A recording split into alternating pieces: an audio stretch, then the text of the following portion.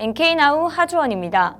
북한 당국이 주민들에게 내부 정보 유출에 대한 사례금을 구체적으로 언급하면서 오히려 흥미를 보이는 주민들이 늘고 있다는 소식입니다. 체제 위협 요소를 차단하기 위해 정보 유출에 대한 엄포를 놓으려고 했지만 되레 역효과만 초래한 셈이 됐는데요.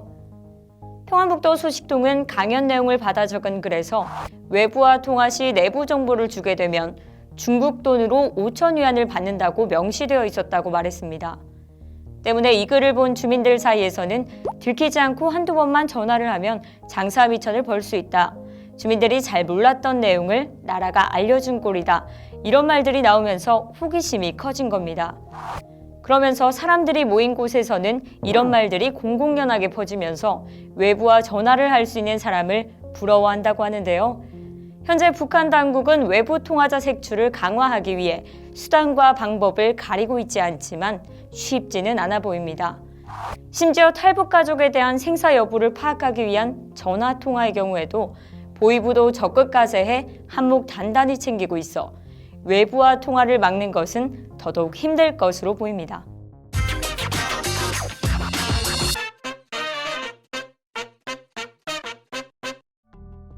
지난 20일 북한 국경경비대 소속 군인 한 명이 탈영해 중국으로 탈북한 사건이 발생했습니다.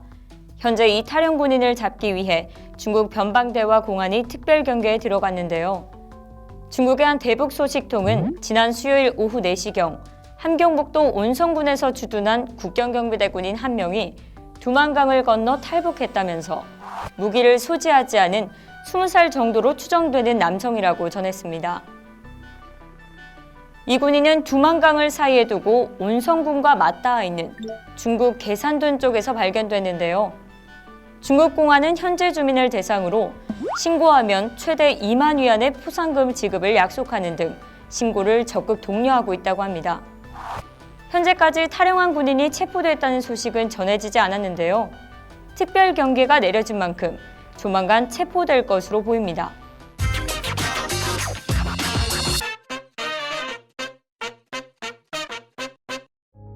최근 북한은 묘향이라는 태블릿 PC를 자체 기술로 제작했다고 주장하고 있는데요.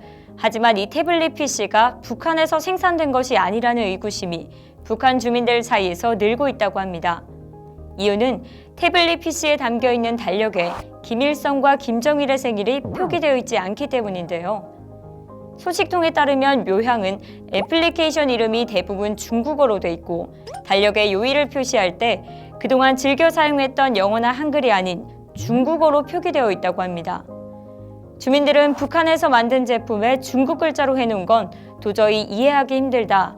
기술이 떨어져서 중국 프로그램을 바꾸지 못한 것 아닌가 이런 의문을 가지고 있다고 하는데요.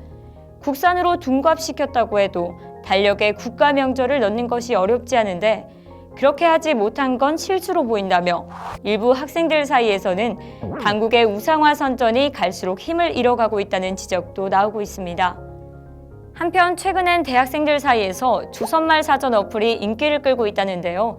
이들은 군주와 전제정치, 세습과 인권 등의 단어를 검색해 정보를 찾아보면서 현실과 대조해보는 재미에 푹 빠져 있다고 합니다. 특히 메모리를 이용해 외국 서적을 비밀리해보는 일도 서슴지 않고 일어나고 있다고 합니다. 지금까지 NK나우 하주원이었습니다.